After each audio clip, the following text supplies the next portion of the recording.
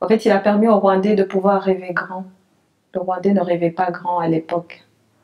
Je me souviens, à l'époque, on était à l'école secondaire, oui, à l'école La Colombière. Il est venu une fois, il a fait un discours. À cette époque-là, il parlait de pouvoir créer de l'emploi nous-mêmes. Sachez créer de l'emploi. J'étais encore une jeune adolescente. C'est maintenant que je réalise la grandeur de sa vision. Parce que quand on regarde un Rwandais d'hier et le Rwandais d'aujourd'hui, il y a une très grande différence. Les gens ne vivent plus d'un seul emploi. Ils créent des emplois. Tu peux trouver une personne qui travaille comme employé dans l'administration et qui a un autre truc qu'il fait à côté pour pouvoir joindre les deux bouts, pour pouvoir aller de l'avant, faire ce dont il a besoin et participer dans l'économie du pays. Et c'est par le fait il dit au peuple rwandais d'avoir cette vision-là, la vision de pouvoir rêver grand, qui fait que je l'admire beaucoup. En fait, il nous a permis de ne plus voir, comme on dit ici, de ne plus voir jusqu'au bout de notre nez, quoi, mais de voir au-delà. Dufite umuyobozi exceptional. Ntabwo mu mateka y'u Rwanda twigeze tugira imyaka 20 dufite amahoro, abantu batekereza guteza imbere igihugu cyabo, ibyo biyemeje bakabikora bakabigeraho. Ndagira ngo mbahe urugero rujyanye n'ubuzima, kuko nicyo kintu nzi kurusha ibindi. Nkora mu rwego mpuzamahanga rujyanye n'ubuzima. Uyu munsi nshinzwe ibihugu bya Afurika 47, byose nkaba narabiciyemo, ndeba uko abantu bakora, uko abantu babaho, ibyo bashaka kugeraho. Uyu munsi ibihugu bya Afurika byose baravuga bati dukwiye kugira u Rwanda, tukiga uburyo u Rwanda rwahinduye amateka yarwo bihereye ku buryo ubuzima butangwa, ubuzima inzego z'ubuzima zikora. Urugero ni biriya byitwa mutuelle de santé. Ndagira ngo mbabwire ko nta kindi gihugu na kimwe muri Afurika gahunda nk'iriya ibamo.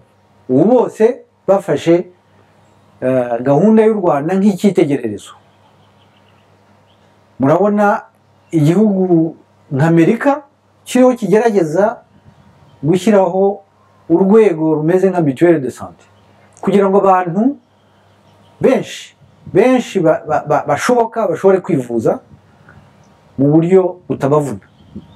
Ni ukuvuga ko abantu ku isi ubu ngubu, abantu bose bemera ko gahunda ya mutuelle de santé y'u Rwanda ari nka revolution yerekanye yuko bishoboka gushyiraho iriya gahunda mu gihugu, igafasha abantu, cyane cyane abantu baba badafite n'amikoro nk'ayo mu bihugu by'i Burayi, bagashobora kwivuza bakabaho, bagashobora no kwiteza imbere.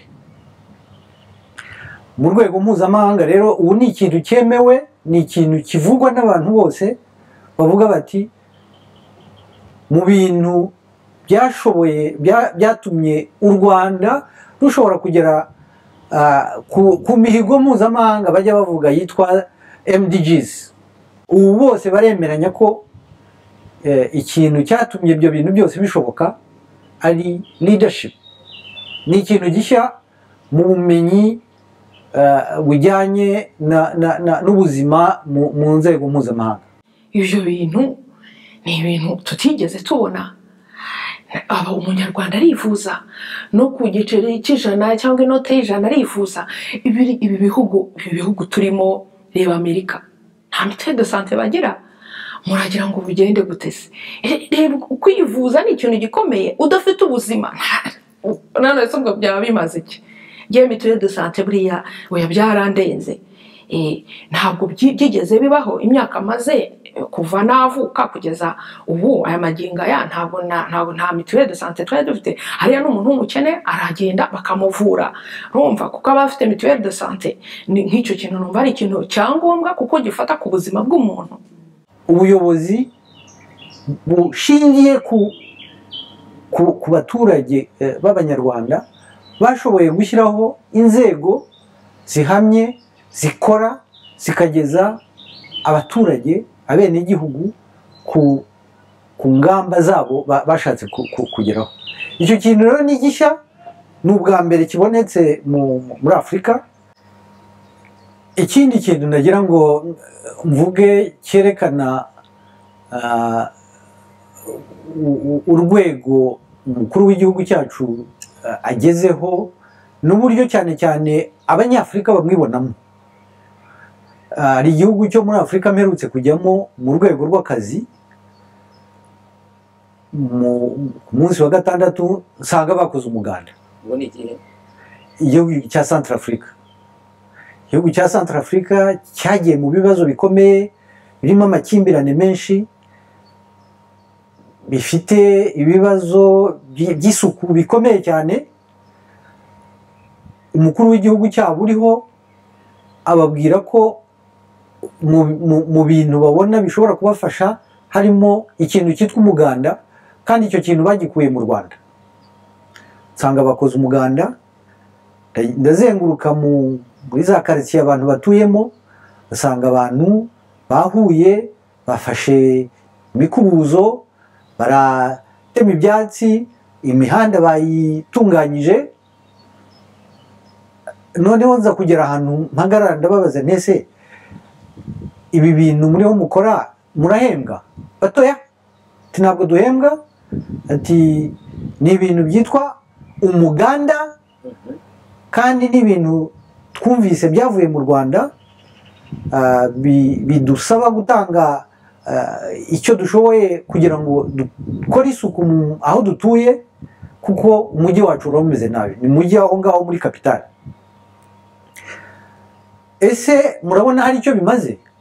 Baravuga bati kuva aho tubikore bari bamaze nk'amezi 3 babikora, bati tubona umujyi wacu usigaye ukeye, ntabwo tukigira amasashe yuzuye ahangaha. Bati ndetse batwigishije nuko amasashe ari ikintu kibi ku buzima bwacu, dukwiye kuzakirwanya ku buryo kitazongera no kujya kinjira hano mu gihugu. Bati kandi ibyo nabyo ni ibintu twumvise mu Rwanda.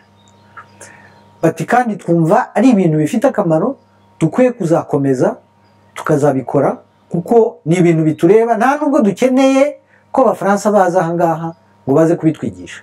Ubwo ni abaturage bambwiraga bati ubundi twari dufite Abafaransa badufashaga, ati ntabwo dukeneye ko baza kudufasha.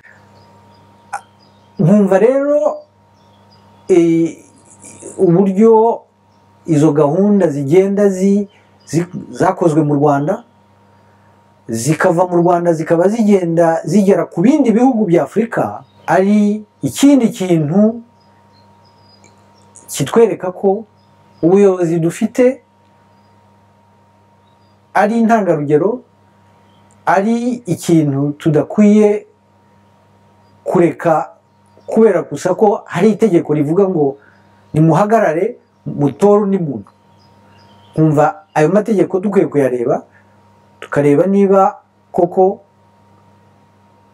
hari ikintu cyatuma tuyahindura, tukayahindura kugira ngo ubwo buyobozi bwacu bukomeze mu nzira turimo, kuko ibibazo nk'uko mushobora kubibona muri iki gihe birakomeye cyane, kandi uko tugenda niko n'ibindi bigenda bivuka, cyane cyane bijyanye n'uko hari abatishimiye ko kiriya gihugu cyacu kigera kuri ku ntego zacyo, kandi ko ayo masomo n'amahame kigenderaho agenda ajya mu bindi bihugu bya Afurika.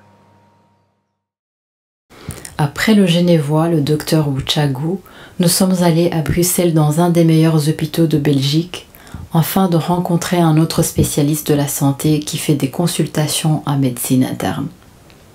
Il est également le chef adjoint du service des urgences dans cet hôpital.